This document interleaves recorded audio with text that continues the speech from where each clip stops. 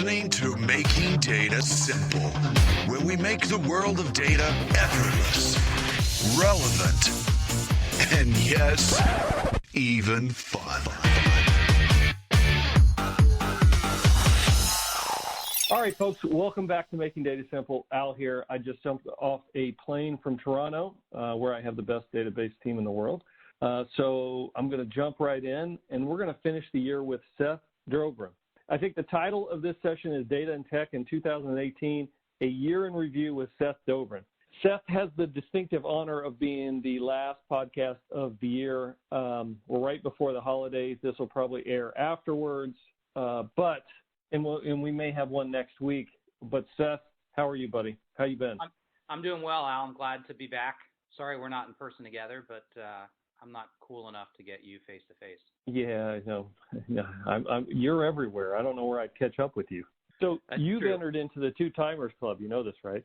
So you feel any different? Because this is the second time you've been on the podcast. It is the second time. Am I the only one that's in the Two Timer Club, or is it like the Saturday Night Live thing where there's a bunch of us that have a jacket? Well, you know what? If we go to 3 times, I think there's a hat and a jacket that come with it. But for right now, you and I think Daniel Hernandez. I'd have to ask the producers if anybody else. Let him beat me, so I got to get back on right after the new year too, because I'm much better than Daniel, so I can't let him beat me. I hear you. Now, hopefully you've been listening to the podcast, because I do make fun of you from time to time. I want to make sure you filled that. I do listen, and I do occasionally I'll put you on Slack and harass you back, but I haven't done that recently. But I do listen pretty religiously when I'm sitting on planes. Fantastic, that's the right answer. So Seth, for you folks that I'm sure you've heard his previous podcast, and if you haven't, you need to go back. I think it was in January of this year. He is the VP and CDO, the Chief Data Officer of IBM Analytics, and look. Before I begin, I got a ton of questions for you, as you might imagine. So, any holiday plans? Any things that the Dobrin clan does over the holidays that are distinctive? So usually we go to the beach, but this year we're going to stay home through the new year, through December 31st, and then we're going to go on vacation to Phoenix for a week early in January, because now both of my kids are out of high school, so we don't have to worry about doing it between the Christmas and New Year break when everyone else is traveling. So the new Dobrin clan thing is not to travel when everyone else is traveling. That's probably smart. Where do you usually go on the beach? I mean, you head down to Florida? Do you go to Texas? What? So we went to Hawaii a bunch of times. We want to go to the Caribbean, but we're not doing that. We've gone to Mexico. My idea of vacation is sitting on the beach with a cocktail in my hand doing absolutely nothing. And so anywhere where I can do that. Yeah, you've got my wife's same mantra there. And when you say beach, you mean trip. You're taking a major trip and having some fun over the holidays. Yeah. So this year it's Phoenix. Well, Phoenix should be warm. It should be warm. It's not a beach, but it's still warm. Yeah, very good. All right, well, good. Glad to have you back. Let's jump right in. And again, welcome back. I've got a softball for you just to get this thing rolling. You've been doing this a year. Let's just start with the definition of data science in Seth Dobrin's mind, Mr. PhD, and then I'll go into more of the hard-hitting questions. Yeah, so definition of data science. So definition of data science. So data science, in my mind, is really about applying the scientific method to solve real-world business problems. So that's the elevator pitch version of it. But in reality, you need to be careful when you're doing data science or executing data science in the enterprise, because my initial definition of it implies a lot of experimentation, and experimentation is good, but the experimentation needs to be done in a very intentional way if you're in a company. So there needs to be a strategy. There needs to be some way to measure success, and in fact, I've written a blog and I give a talk called marketing doesn't like the title of the talk I use, but it's called Data Science is a Scam, or the marketing version is Don't Let Data Science Become a Scam. And it talks about how do you build a strategy, what are common mistakes that companies make. And this is based on my personal experiences before I joined IBM, as well as things I've seen from talking with clients as I've flown around the world multiple times the last 2 years. So I've got some questions specific to that. I'm going to hold those for a little bit later. I have read your blog, and I got to give you some trouble because I've heard you on other podcasts. You know you're supposed to stick to this podcast only. right? I've got the rights to Seth Dobrin. At least I thought I did. Well, you don't pay me enough, number one. Number two, you only have me on once a year. So, if you wanna monopolize me, you have to have me on more than once a year. All right, Three Timers Club is coming up in January. We'll have to set that up. So I hear the data science is a scam. I've got some questions on that later. So back to applying the scientific method to solving real business problems. Essentially, I presume that takes math and statistics. It takes computer science. It takes business knowledge. Puts them into what we call data science. Has that been where you've been spending all your time since we last talked to you?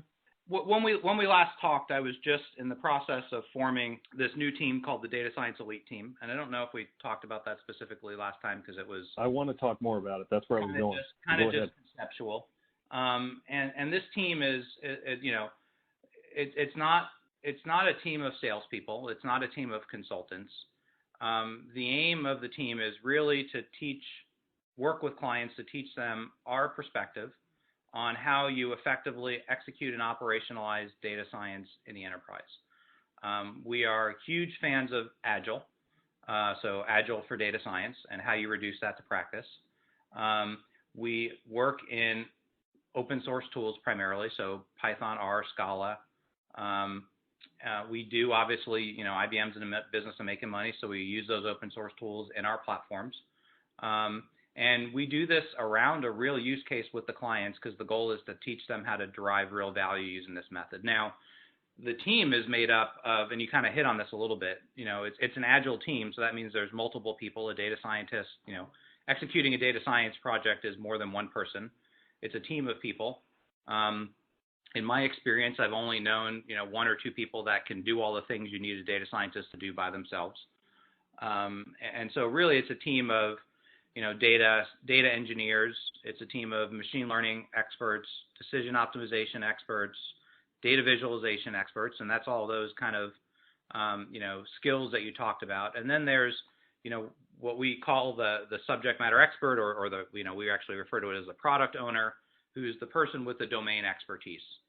And so that's really, in my mind, what a data science, how you execute and implement data science in the enterprise is through a team, an agile team approach like that.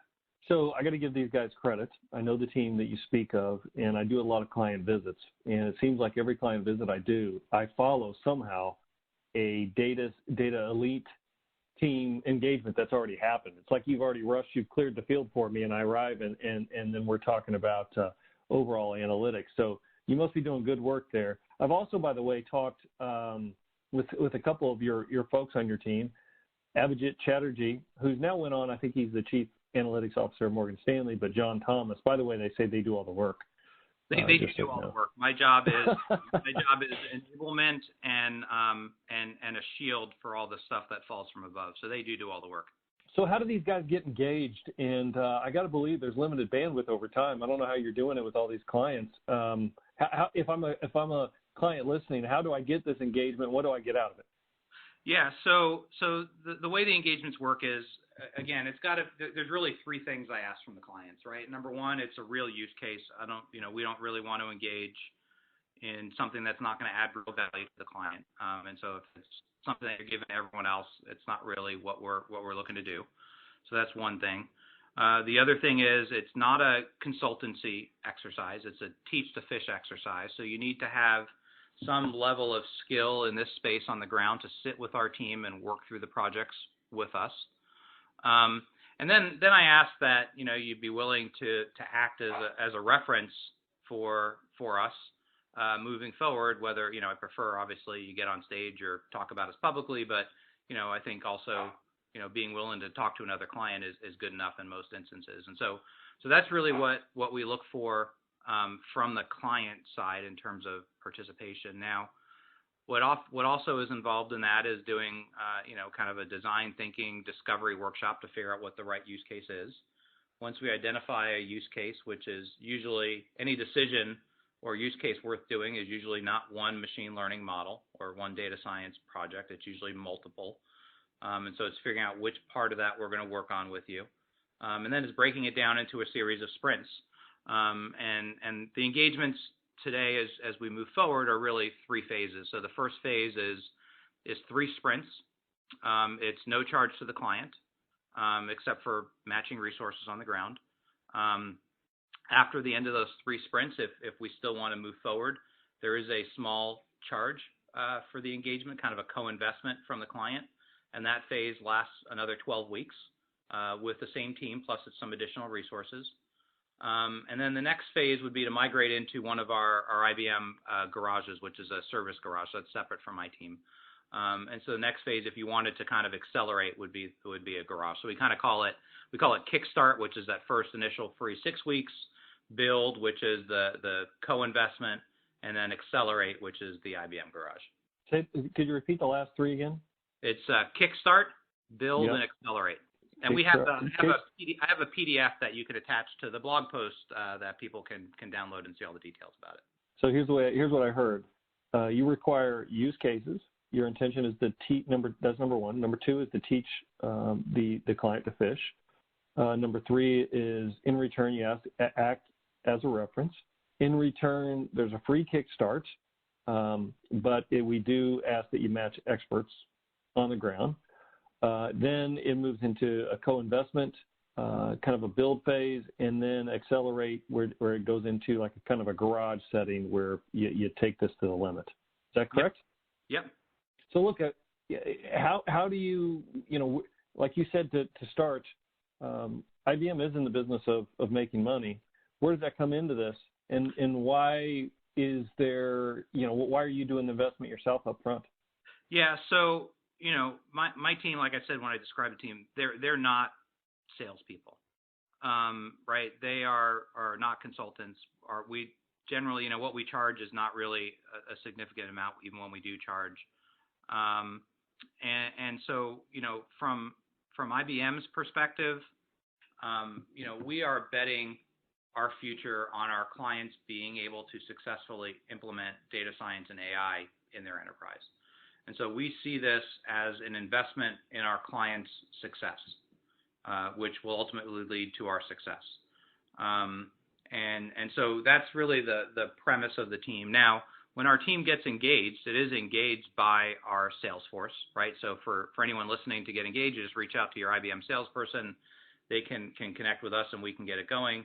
And so they work in parallel with the client to see if they're interested in buying some of the offerings that we execute the projects in. And so that's how it works. And we actually do see, in more than 75% of the cases when the team's engaged, clients buy something. And in fact, typically when our team's engaged, they buy more than if you look at when our team's not engaged. So believe it or not, we have done some analytics on this.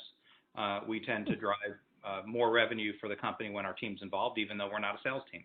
So in return, this is really the gift that keeps on giving. Yep. This investment up front, you believe that, and do see clients, they look at it, they use the technology, and they become attached to it for good reason. Is there a lead time that, like if I called you today and said, hey, I need you on site at a certain client, what kind of lead times are you guys running on? I know staffing's got to be limited with these kind of things. Yeah, so we are ramping up the team, but with that said, the lead time is usually about 3 months, and that's not because of the team availability.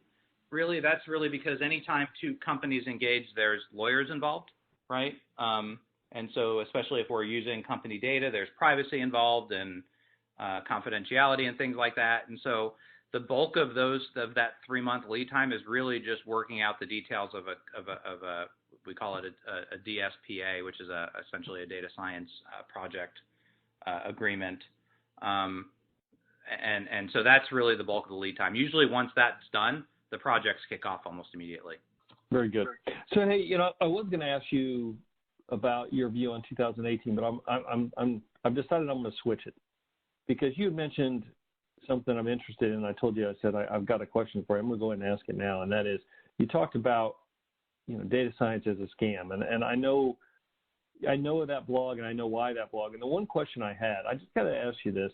I was reading some things on data science, and I read something on the Financial Times, and it's, in the article, this was earlier this year, actually. This was after we talked. It said that machine learning specialists topped the list of developers who were looking for a new job, like 14%, over 14%. And then it went on to say data scientists were a close second at like 13%.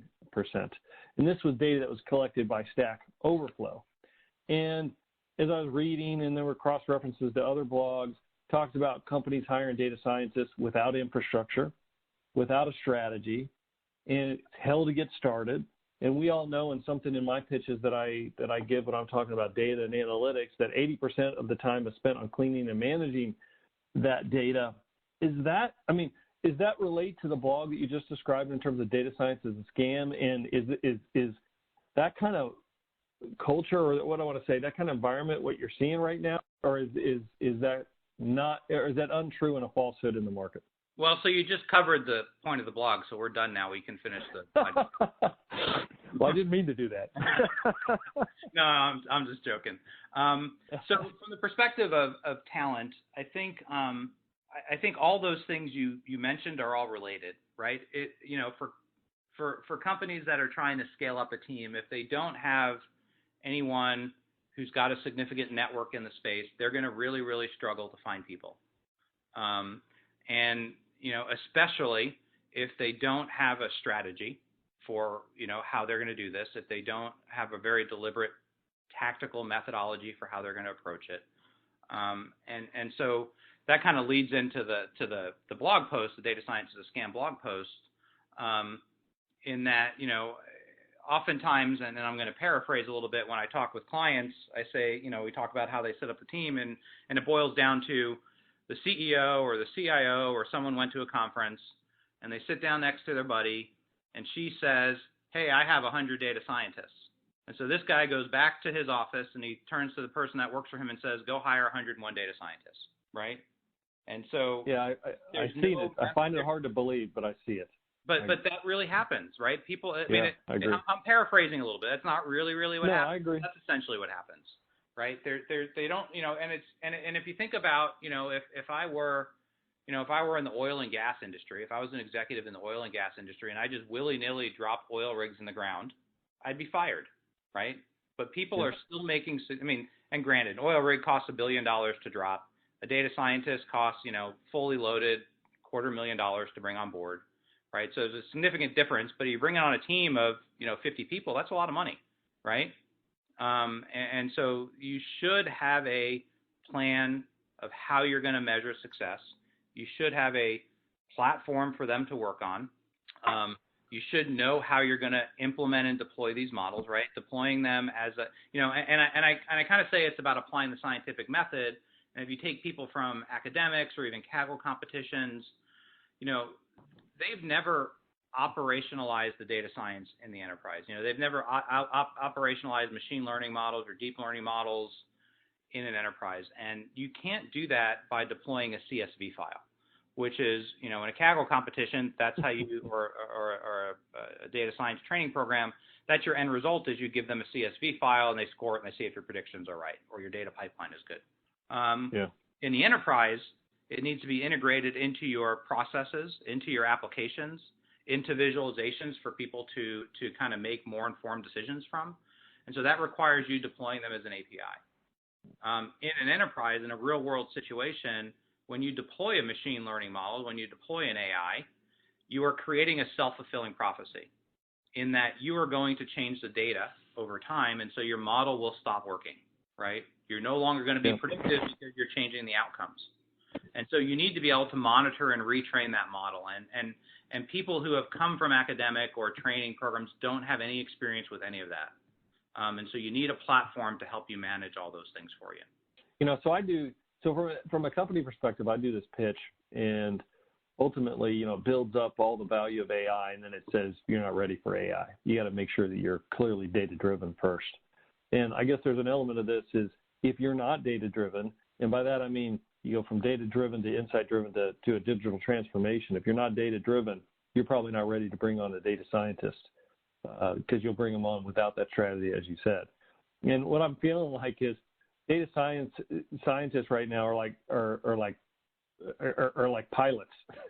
And let me explain. I got a couple of friends that are pilots, and they're never happy. And the reason is because they're either they're working for a small company, and it's kind of cool. You get to fly the cool jets, but then they're delivering drinks, they're cleaning the plane, and they're like, hey, all I do is I want to fly. And then if they switch it and they say, oh, we're going to go commercial, then they get stuck on, just as a pilot, these things freaking fly themselves almost. And they're like, well, this is no fun. So they're never happy. So what I mean by that in the data scientist world, it feels like in a lot of these companies, they're becoming utility players. They're becoming the data guy, the DBA, the reporting guy. They're expected to know everything from R to Hive to Pig. And that's because they don't have this strategy, as you point out, because they're just going out there and grabbing up 100 data scientists and they're saying, get to work, perform magic. At least that's the way I kind of see it, and that's what I'm reading in the press, and that's what you're alluding to. Yeah, and I think that's a problem. And I think, yes, this talent segment is very fickle. And frankly, that's because they can be, because they're in high demand right now. But there are ways, even in a large enterprise, to keep them very highly engaged. And actually, Jean-Francois Peugeot and I published a piece in VentureBeat a while ago about how you build a data science team, and some of our perspectives on how do you not only build a team, but how do you maintain this tough talent segment. And a lot of it is focused around autonomy, right? Making sure they have an adequate level of autonomy, making sure they have access to continuous training. So, this may seem counterproductive or counterintuitive, but, I always try to do the best I can to ensure that my team has about 20% of their time available for self-directed work, right? So whatever they want to do, whether it's taking a class to learn more about a particular skill, working on a side project, things like that. That helps keep them more engaged, so you don't have to replace them, number one. Number two, they're learning new skills, so you're getting more value out of them because they're learning new skills and applying these skills to their job. And again, it reduces. Not only does it increase engagement, but it reduces retention issues. So it increases retention. And so, if you look at our team, and my team has a travel requirement of 75% travel. We just did an engagement survey at IBM, and we have some of the highest engagement results in the company. And that's on a data science team, which is supposed to be the most fickle talent segment that exists. And that's because all the stuff that you just mentioned. You're doing all that stuff internal to IBM, keeping them happy, keeping them excited, keeping them learning, and keeping them meaningful in terms of, I would say, autonomy, mastery, and purpose. And they have all those, obviously, if they're. So, so that's phase one. Fantastic. So, what you described, so I presume you get that all working. I don't know if it's phase one or not, but let's say, because that's a big job. But you get that working. Here's the second issue that I'm running into right now that I wanted to ask you about. And I don't know if it's phase two or phase five, whatever. But when I come to a client that has a great data science paradigm, they've got a strategy, they've got data scientists, they're integrated with the business and they're solving business problems, I find that and actually they said this to me, the last client I visited, I won't give the name, said, we're doing pretty well, but we're coming up with models, algorithms, and solutions that are in pockets. In other words, they're alluding to the fact that they want to spread this out and really be able to use the full corpus of data across the corporation and or break down some of the silos they have. And when I'm sitting across from them, I'm thinking, that's your structural business problem. I don't know that I can solve that for you. That's a cultural change you need to make. Are you seeing the same thing, or is there a different way to solve it that I just don't deal with it every day? Yeah, and so if you look at how successful companies have set up data science programs and in fact, just chief data offices in general, and this is how IBM's approach is, you set up this hub and spoke model, right? So you have a centralized, chief data officer or someone serving that role. I'm obviously biased in that I think you should have a chief data officer. And so you have that, and then you do not centralize all these resources onto that team. You help the business, the various silos in the organization, set up teams of similar capability. And the goal is, and you have this enterprise strategy for data and analytics, right, that we talked about. With that strategy, you collaborate with these business unit teams to help drive these capabilities across the enterprise. And so if you look at IBM, right, I'm the chief data officer, as you said, for analytics, right? We have a global chief data officer, as you know. His name is Interpal Bhandari.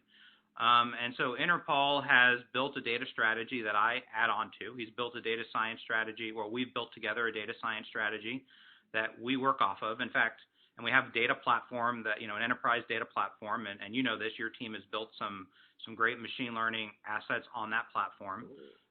And that's how you break down the silos. And in fact, at IBM, it's even more complicated, as you may have inferred from that conversation, is that we have a hub and spoke in that Interpal is the hub.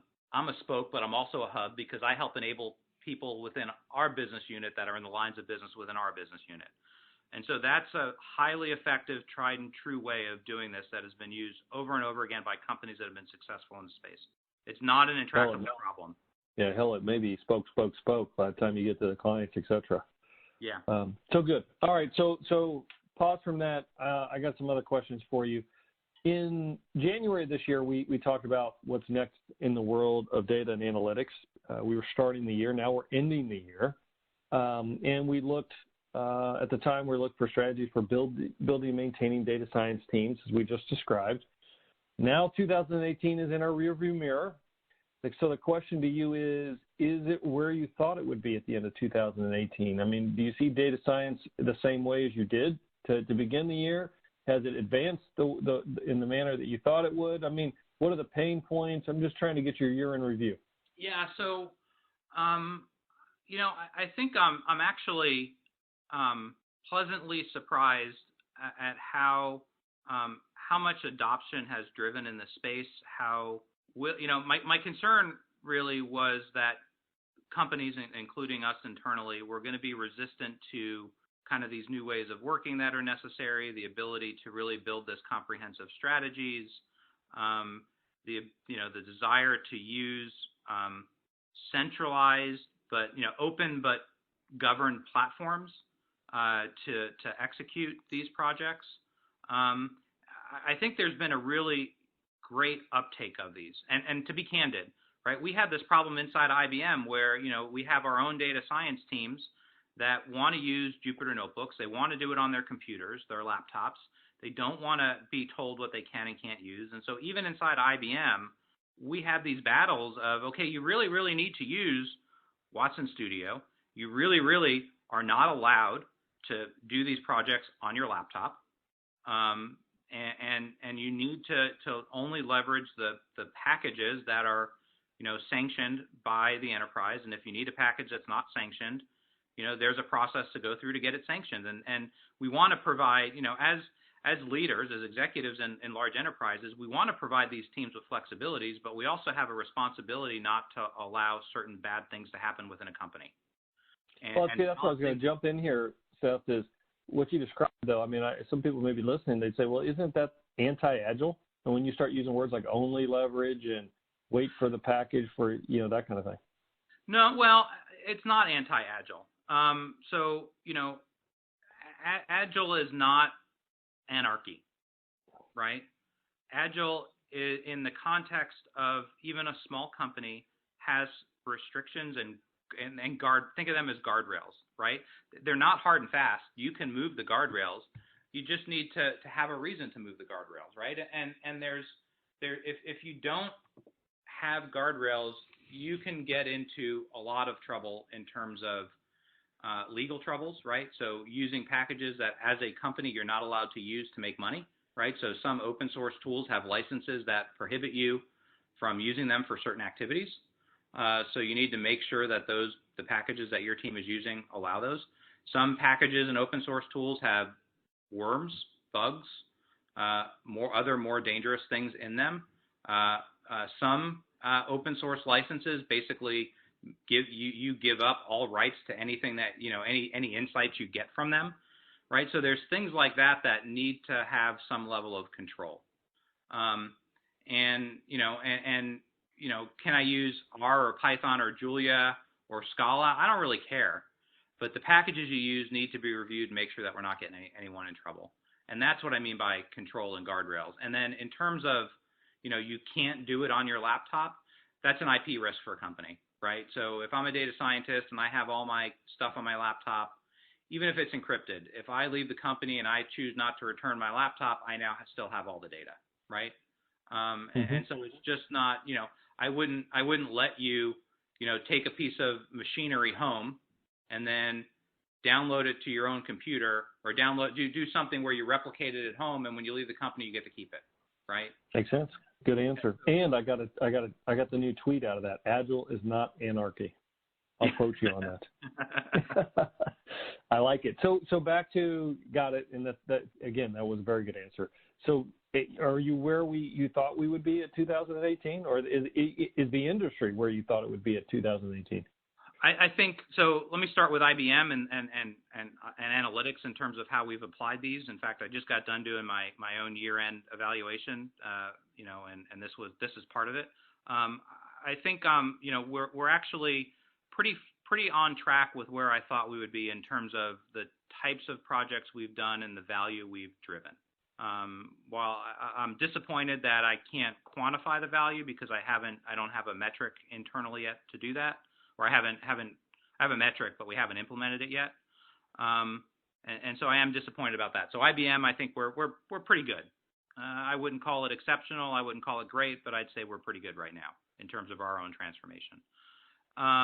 In terms of where the overall industry is in terms of data science and AI, I think there's been a lot of really good work that's come out both from IBM Research, Stanford, MIT, those usual kind of suspects, around new methods, new techniques, adoption of new techniques. Like, our team does, we do hundreds of these engagements a year. Our team's favorite tool is this model or this package called XGBoost. And it does a lot of the heavy lifting for us in these projects in terms of, feature selection, creating the right kinds of models and stuff like that. So XGBoost is a relatively new tool that's come out that's really valuable. There's also a lot of work that's been done in recent times that's on the very near horizon about how do we automate some of these processes. And that's not to get rid of data scientists, but to make them more efficient and effective. And those things will be rearing their head and being fully functional, I'd say, in the next 3 to 12 months. And so that's really exciting. And then in terms of adoption from our clients, I think we've actually seen a little bit more adoption than I was expecting. So I'm generally an optimistic person while I'm skeptical at the same time. I think our clients have gone further than I was expecting to in the last year. So Seth, speaking of customers, have you seen changes on how they're implementing, they're deploying, or items that they're trying to solve and or learn? In other words, is it still back to client churn models that they're trying to prevent? Is it well, I'll let you finish the answer, but are you seeing, is it transforming into different areas or different solutions that you didn't even envision when you started this? You do see the same types of use cases around customer churn, things like that. But we're also seeing more use cases around things like fraud detection, call center optimization. We've seen use cases in turn, with electric companies on, we have a client we worked with, Red Eléctrica España in Spain, and we helped them build models that predict demand and then optimize utilization of renewable resources. We've done work with, some manufacturing clients on anomaly detection. So it's kind of the whole spectrum of use cases. And it's been very, very interesting. And I think one of the I don't want to say surprising, but one of the nice benefits of having a team that works across multiple industries and is not built in a single industry is that we bring learnings from one industry, like fraud detection for financial services. And we bring the same concepts to something like anomaly detection in manufacturing, because they're both looking at rare events. And when you build a machine learning model for rare events, the model can always get it right? It can be 99.9% predictive by just saying it's not fraud or the part is good. And so how you build a model to predict rare events is actually quite difficult. And so we brought learnings from one side into the other that helped us build a better model for anomaly detection in manufacturing. And so the fact that we're seeing all these use cases across broad industries is really exciting. What's the most commonly requested model, do you think? Call center optimization. What's the easiest to implement? The easiest to implement? Probably. Yeah, well, it depends on if you're talking about getting adoption too. If you leave adoption out of it, I'd say customer churn is the easiest to implement. And the reason I say if you leave adoption out of it is, so if you're looking at customer churn, kind of like what we did internally with the subscription renewals, that's relatively easy because we're not asking salespeople necessarily to change their behavior. We're asking a different group of people to go intervene, right? But if we're looking at customer churn and we're asking salespeople to change their behavior, that's a cultural change problem. And so that's a hard nut to crack. And how do you drive that cultural change? And it's a process. So that makes it's not impossible. It's hard and it's a cultural change. So it's different. So I guess the answer is probably customer churn, except when you're putting it in the hands of people that need to change their day to day. I would imagine one of the huge values of the data science team is the best practice that you guys have leveraged over time. In other words, if I call you today and they say, boy, I heard you on the podcast, I have got a call center problem and a use case that I'd like you to resolve, how easy it is to take an existing model and apply it to a customer. In other words, instead of starting off at step 1, you're starting off at step 8 because, look, we've already created a model. This we'll have to tweak it a little bit, but it'll apply to your environment. How easy is it to do that? So we don't go quite that far, and here's the reason why. One of the value props that IBM brings to the space is that many other companies in the space, they come to you and they say your data is your data, and we respect that, and we will never share your data with someone else. But their business model involves taking the insights, the models that they've built from your data, and reselling them.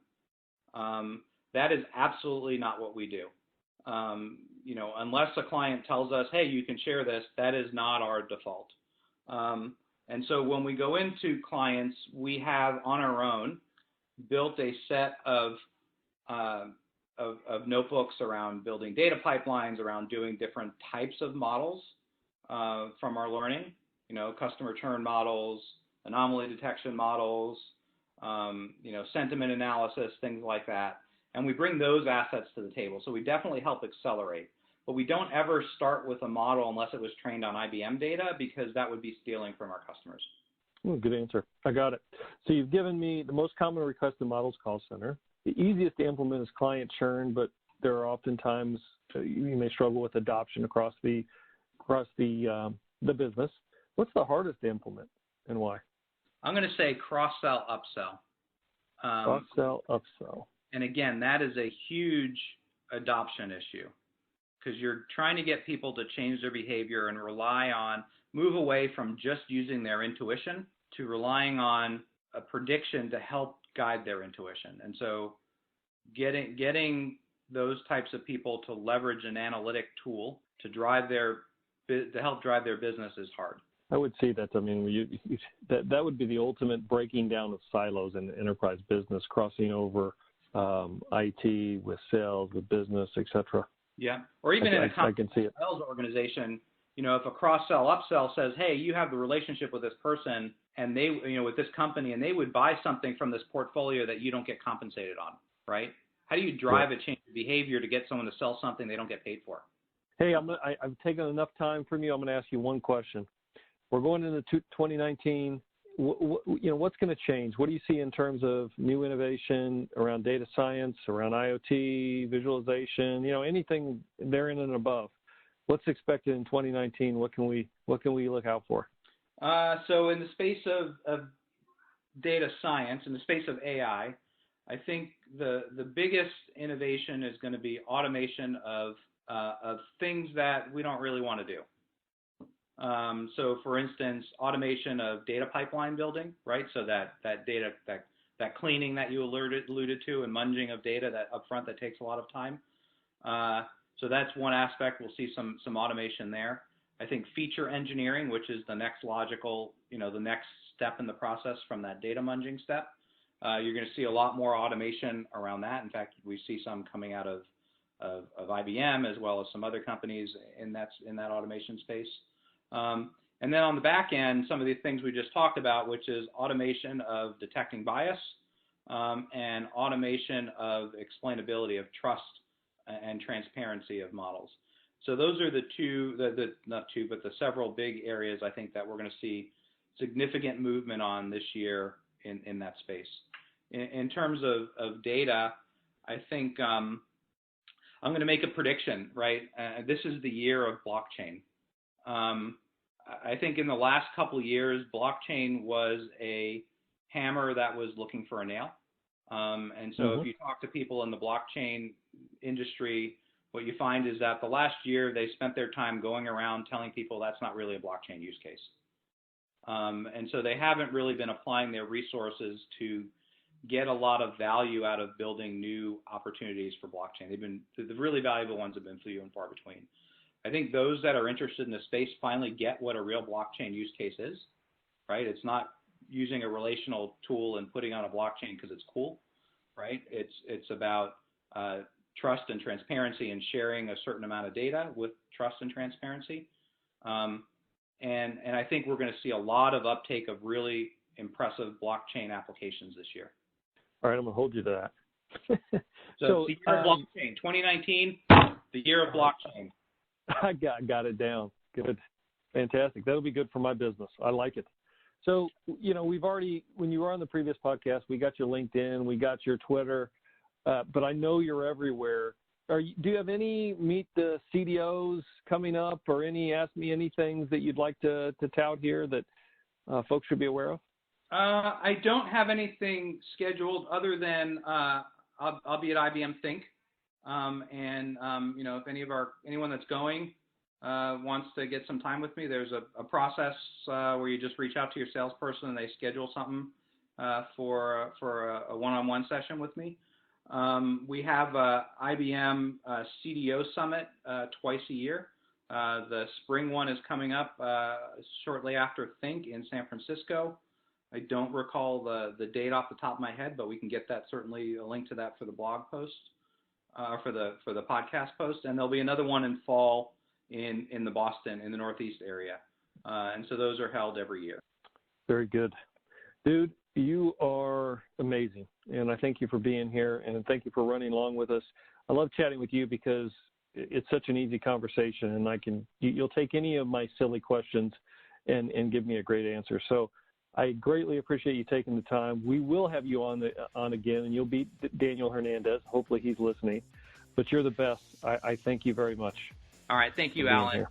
I love the questions you ask, and thanks for having me on. And I look forward to my 3-timer jacket, Rolex. Right, I get a 3-time Rolex. Wow, I didn't know that was on the list. I'll have to check that out. My water in the room where I'm doing this from needs to be at exactly 72 degrees next time.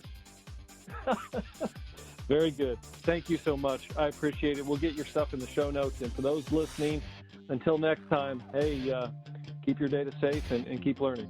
See you guys. Seth, you are the best. I appreciate it, man. Yeah, thank you, Al. This was fun. Thanks for listening to the Making Data Simple podcast, where we make data fun. Be sure to visit IBMBigDataHub.com/podcasts to access the show notes and uncover even more great episodes. Remember, the views expressed here are those of the host and its guests, and do not necessarily represent the views of IBM. Until next time, over and out.